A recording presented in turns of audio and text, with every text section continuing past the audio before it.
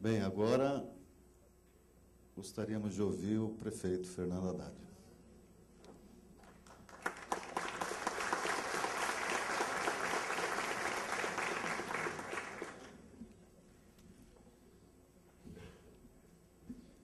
Bom dia a todos. Vou ser econômico aqui na nominata, cumprimentando vocês na pessoa do Oded, da Nádia e da Ana Estela. Oded, em casa funciona um pouco diferente. A Estela toma a decisão e me dá um tempo para questionamentos. E aí, caso eu seja ouvido, ela pondera, caso não, eu cumpro ordem. Então, lá é um pouco diferente. Eu, felizmente, eu servi ao governo de uma prefeita, tenho o maior respeito pela outra prefeita que governou São Paulo, a Luísa e a Marta, mas tenho a honra de ter na minha equipe o maior número de mulheres, como secretárias e como subprefeitas do Estado de São Paulo. Então, eu estou bem acompanhado, citei a Ana e a Nádia, mas estou bem acompanhado de colaboradoras que vão ajudar a tomar as decisões corretas.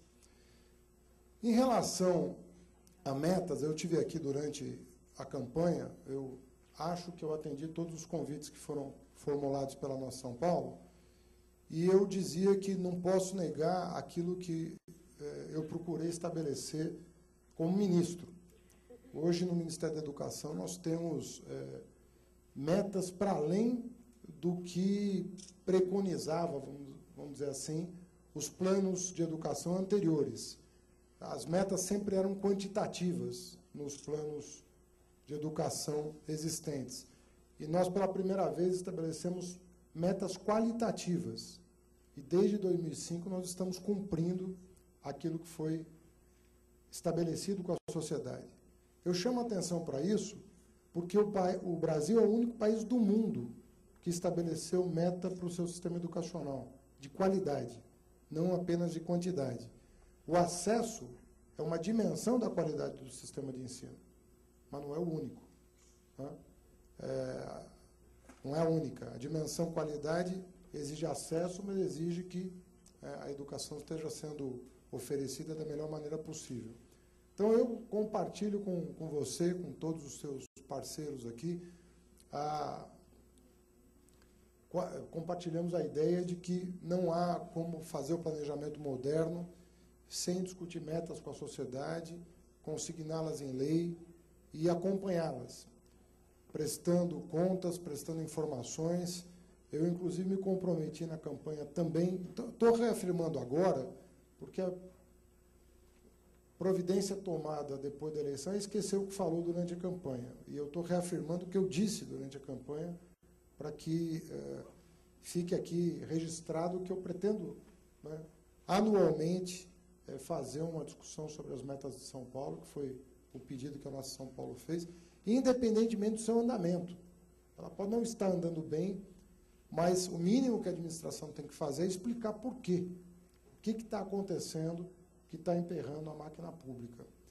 Eu tenho feito, ao longo dessas 2 semanas, reuniões de trabalho que se estendem desde a primeira hora até a noite adentro. Estamos trabalhando em torno de 12, 14 horas por dia, sem almoço, porque almoço é de trabalho também. Então, você trabalha enquanto come. E identificando os gargalos que podem impedir o cumprimento das metas pactuadas, não na lei que vai ser encaminhada, mas já durante a campanha eleitoral. Porque uma das inovações que nós trouxemos, na minha opinião, foi apresentar um plano de governo já com metas, antes das eleições. E, portanto, o plano que vai para a Câmara é um plano que tem coerência, que guarda aderência com o que foi apresentado durante a campanha. Então, nós, para além do compromisso com as metas em 90 dias, nós temos já um compromisso prévio durante a campanha, que é guardar coerência. O que nós dissemos durante a campanha, o que nós vamos tentar fazer. E para nós conseguirmos fazer, infelizmente, hoje, não basta recurso, que já está faltando. Nós temos um orçamento que é o 5º ou 6º do país. Só que se você dividir pelo número de habitantes e diminuir o que hoje a máquina municipal custa para manter o seu funcionamento, e nós não estamos falando aqui de salário de servidor. Nós estamos falando aqui dos contratos bilionários com prestadores de serviço. Esse orçamento hoje, feitas as contas, não tem espaço nenhum para investimento. Então, quando você fala em moradia, saneamento, corredores de ônibus, transporte coletivo, você não encontra espaço orçamentário para sonhar com uma cidade melhor.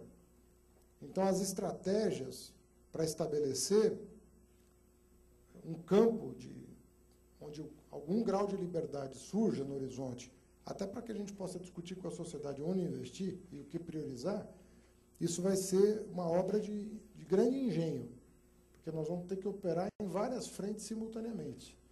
A frente da parceria público-pública, com o governo federal, com o governo estadual, a frente de revisão do contrato da dívida insustentável da cidade de São Paulo, a frente da parceria público-privada, a frente da parceria público-comunitária. Ou seja, nós não podemos aqui escolher uma única estratégia para alavancar os investimentos que a cidade precisa. O investimento per capita na cidade de São Paulo é a metade do da cidade do Rio de Janeiro. Ou seja, o Rio hoje investe o dobro de São Paulo, medido em termos per capita. E o Rio não está vivendo um mar de rosas. Tem muitos desafios. Mas nós temos a metade da possibilidade de investimento. Então, se não houver da nossa parte uma comunicação direta com a população para explicar o que está acontecendo, o que está sendo feito, os gargalos, nós vamos fracassar na comunicação. E a minha percepção, Oded, é que a sociedade, eu posso estar enganado, mas assim, eu tenho algum tempo de administração pública. O que eu sinto das pessoas é que elas sabem, elas têm maturidade, elas sabem que a solução é difícil. Elas sabem disso. Elas sabem que você não vai resolver o problema de mobilidade ou o déficit habitacional em 4 anos. Todo mundo tem consciência de que o máximo que se produziu de moradias no mandato foi 20 mil unidades habitacionais. Nós nos comprometemos com 55. E isso não vai resolver, talvez, 20% ou 10% do problema habitacional da cidade de São Paulo. Então, todo mundo tem consciência disso. Às vezes, a pessoa mais humilde tem até mais consciência do que aqueles que já têm uma vida mais bem organizada na cidade, se é possível falar disso ainda. Contudo, o que dá algum conforto para as pessoas é saber que as coisas estão no trilho certo, no rumo certo. E num ritmo aceitável. Então, se tiver no rumo certo, num ritmo aceitável, as pessoas conseguem conviver com o problema. É como se você quisesse fazer uma viagem de longa distância. Você quer conhecer Santarém, lá no Pará. Não, né, quando você se dispõe a ir até lá, e vale a pena ir até Santarém, você fala, sei lá, deve ser 4 mil quilômetros daqui, 3 mil quilômetros daqui.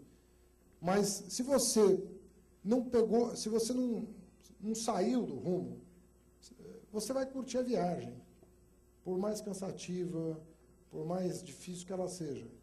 Agora, se você começar a errar o caminho, se você não explicar para quem está no banco de trás, né, às vezes tem uma criança pequena, que é aquilo mesmo, que vai demorar um pouquinho, mas nós vamos chegar, nós vamos aproveitar. Se você não mantiver essa comunicação com quem está dentro do carro, e se você começar a errar, sabe, os trechos, pegar as rodovias erradas, tornando esse caminho, que já é longo, ainda mais longo, aí você começa a sofrer com a falta de apoio político e as coisas começam a ir mal. E eu tenho consciência da situação em que São Paulo se encontra, tenho consciência do nível de expectativas que são minhas também, né, de querer viver numa cidade melhor. Meus filhos moram aqui, os filhos das pessoas que estão aqui moram aqui. A gente quer saber que eles possam viver melhor do que nós vivemos e que os filhos deles possam viver ainda melhor. Essa é a percepção que nós precisamos resgatar. E eu não vejo outra possibilidade do que ganhar a batalha da comunicação. E, para isso, não é propaganda na TV. É disposição para debater, para dialogar. A propaganda na TV, ela tem a sua utilidade quando tem um serviço público associado, muitas vezes ela é necessária. Mas, na verdade, a batalha da comunicação não é publicidade e propaganda. Né? É você fazer chegar à população, sobretudo aquela que está mobilizada a favor da cidade, os constrangimentos que a administração está sofrendo. Não estamos imunes a tomar uma decisão errada. Né? Agora, no diálogo, você erra menos. Agora, não é só o problema da decisão certa ou errada. O problema é fazer chegar ao conhecimento de todo mundo o que está emperrando o pós-decisão. Porque muitas decisões são tomadas no gabinete. Mas você não imagina hoje o esforço que é para construir uma moradia em São Paulo. É uma coisa impressionante para construir uma casa em São Paulo. A via sacra que você tem que fazer. Porque todo mundo precisa opinar no projeto. E quando eu digo todo mundo, é todo mundo menos a população. É todo mundo menos a população. Essa é a última a ser ouvida. E aí, sabe o que acontece com o gestor público? Como ele teve que ouvir todo mundo menos a população, ele perde o gosto de ouvir a população. Porque ele está farto da morosidade dos processos. Então, é a licença ambiental. É o juiz de primeira e segunda instância para permitir a desapropriação e a emissão na posse do terreno. É o departamento da Secretaria de Cultura, o Compresp, que julga a questão do patrimônio histórico. O Ministério Público, que te manda uma lista de 152 perguntas, né, para que você explique minuciosamente quais são suas verdadeiras intenções, porque sempre tem uma má intenção atrás de todo o projeto. E isso você não vai mudar em pouco tempo. Hoje, a sensação na cidade é de que tem uma negociata por trás de todo empreendimento, por trás de toda iniciativa pública, e para vencer isso e ganhar a confiança dos órgãos de controle, do Tribunal de Contas, do Ministério Público, da primeira e da segunda instância, dos desembargadores. Isso também é uma tarefa que exige muito sacrifício e paciência, precisa recuperar a confiança. Você falava da desconfiança que a população tem sobre todo mundo. Bom, a população é composta de juiz, de procurador. Então, você está perguntando para essas pessoas se elas confiam no Estado, e a resposta é negativa. Então, qualquer iniciativa que você se propõe a fazer, a desconfiança vai ser geral, inclusive sobre ela. Por mais meritória que ela seja. Você quer construir um corredor de ônibus na Celso Garcia, mas nem em 100 anos você vai encontrar um técnico que diga que está errada essa decisão. Ninguém vai dizer que está errado. Agora, colide com os interesses estabelecidos ali. Você vai ter que desapropriar. Aí começa. Você vai ter que ter licença ambiental, mesmo sabendo que aquilo vai tirar carro da rua. E, portanto, não tem que discutir sobre a questão ambiental o mérito de um corredor. Ele vai fazer bem para o meio ambiente. Mas detalhes podem emperrar uma obra que vai favorecer milhares de pessoas, centenas de milhares de pessoas, que moram nesse trecho todo até o extremo da cidade, até o Itaim Paulista, mas às vezes passa 2 anos, 2 anos e meio, para você obter uma autorização das autoridades ambientais. É errado ouvir a autoridade ambiental? Não. Só que o Estado está completamente desaparelhado para fazer isso de maneira eficiente. Então, tem todo um trabalho que precisa ser feito no sentido de capacitar a máquina pública para dar respostas mais ligeiras e tecnicamente sustentadas para a administração tocar o seu trabalho. O judiciário é um outro universo. É um outro universo. A proteção ao proprietário é tão grande e a desproteção do Estado é tão grande por razões históricas que envolveram até injustiças praticadas pelo Estado. O Estado foi tão autoritário, muitas vezes, que se criou uma legislação de desapropriação incrível, que favorece o indivíduo em detrimento, muitas vezes, da sociedade. Precatórios bilionários para a desapropriação da Serra do Mar. Você deve lembrar disso, que até hoje não foram pagos. Então, são questões que precisam ser apresentadas e não vejo outro caminho a não ser o debate, as conferências, a participação, o Conselho de Representantes e tudo mais. A sociedade precisa saber o que está acontecendo para participar da solução. Ela precisa saber o que está acontecendo. E se você está bem intencionado, não tem por que não discutir com a sociedade. Se a tua intenção é de um paulistano, um morador de São Paulo, que quer melhorar a vida das pessoas, e só, não pretende outra coisa, a não ser isso, e eu dizia que o cargo que eu ocupo é o cargo mais honroso, né? Não tem aquela coisa... Que degrau é esse, né? As perguntas que se fazem, né? Os jornalistas às vezes perguntam, e depois, em 2018, em 2022, onde você vai estar? Fala, olha, eu quero estar aqui em São Paulo. Isso aqui é um cemitério de políticos. Essa cidade é um cemitério de políticos. Ela enterra... E ela é um cemitério de político, primeiro pela complexidade, pelo desafio que ela representa. Então, quando isso aqui... Devia ter na lista de esportes radicais prefeito de São Paulo. Porque não tem nada mais radical do que querer governar essa cidade. Então, a única chance que nós temos de chegar daqui a 4 anos e celebrar algumas conquistas, né, espero que todas as que foram comprometidas, é nós estarmos juntos, claramente, sentados à mesa para dizer o que está acontecendo, o que está emperrando. E eu não vou negar informação nesse sentido. Se eu contava com um recurso federal que não veio, eu vou dizer. Se eu contava com uma parceria estadual que não aconteceu, eu vou dizer. Se um secretário meu falhou, eu vou dizer. Se eu falhei, eu vou dizer. Porque é a única maneira até de corrigir os erros que serão cometidos. Você está lidando com um universo de pessoas, né, milhares de pessoas tomando decisões. Às vezes é um humilde funcionário que cometeu um erro. Às vezes de boa fé. Fez pelo bem e não deu certo. Desculpa, não estou te ouvindo aqui, mas... Pois é.